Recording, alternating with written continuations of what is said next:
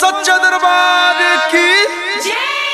नवमी के समय बा सगरी पंडाल में माई के दर्शन खातिर भीड़ उमड़ल बा।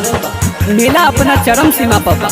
एही में साजन अलबेला जी अपन मेहरारू के एगो सहेली के साथ मेला घूमे खातिर निकलल बाड़ी। उनकर मेहरारू का कहता आ कौना भाव में आई सुनी जा साजन अलबेला के आवाज में। मुकेश चकिया धीरे चला गरिया राजा जाम लागल बा।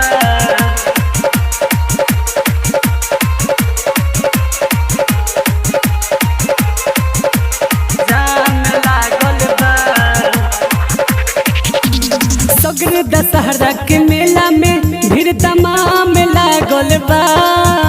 हर साल की भांति इस साल भी बरलाल दुर्गा पूजा समिति आपका हार्दिक अभिनंदन करता है और करता ही रहेगा। सगरे दशहरा के मेला में भीड़ तमाम लागल बा। भीड़ तमाम लागल बा कि धीरे चलाब गरिया राजा जी। ड्राइवर बाबू धीरे चलाब गरिया राजा जाम लागल बा। धीरे चलाब बढ़िया राजा जाम लागल बा। जाम लागल बा।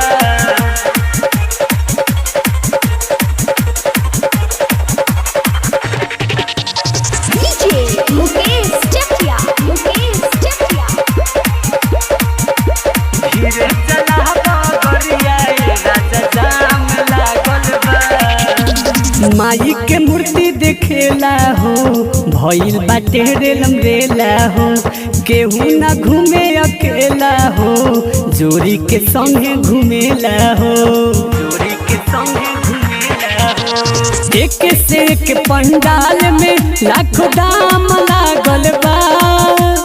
मेला में आए हुए तमाम श्रद्धालुओं से मेरा नम्र निवेदन है कि कृपया शांति बनाए रखें। एक से एक पंडाल में लाखों दाम लागल बा। लाखों दाम लागल बा कि धीरे चलाब गरिया राजा जी। धीरे चलाब गरिया राजा जाम लागल बा। धीरे चलाब बढ़िया राजा जाम लागल बा। जाम लागल बा।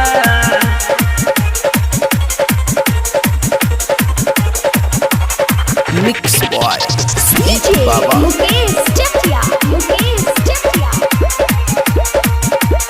धीरे चलाब गरिया राजा जाम लागल बा। मस्त भइल सब मस्ती में मैया रानी के भक्ति में। गुज जयकारा रस्ती में धूमे मचल शहर बस्ती में।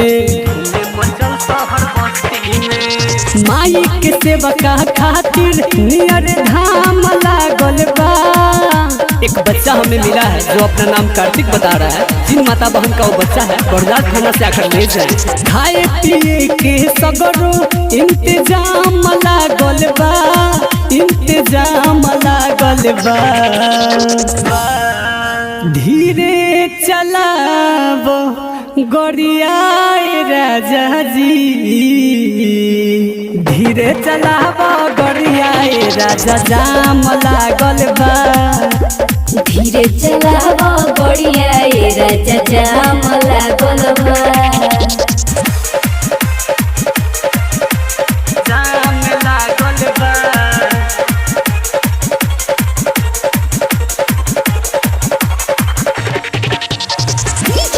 मुकेश चकिया धीरे चलाब गरिया राजा जाम लागल बा। ऐसे में जदि अगुताई जी हरन पोपो बजाई जी। केहू में जदि ठेक जाई जी होई है नाराज देवी महाई जी। बरराज में साजन के देखी प्रोग्राम लागल बा। जागरण में आए हुए तमाम भक्तों से मेरा निवेदन है कि अपने सामान की रक्षा स्वयं करें, नहीं तो कोई भी हाथ साफ कर सकता है। सजनल बेला के देखी प्रोग्राम लागल बा, प्रोग्राम लागल बा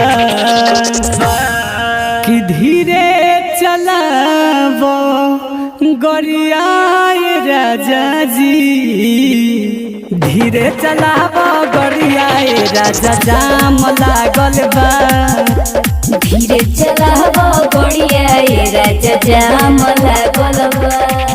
जगदम्बा रिकॉर्डिंग स्टूडियो।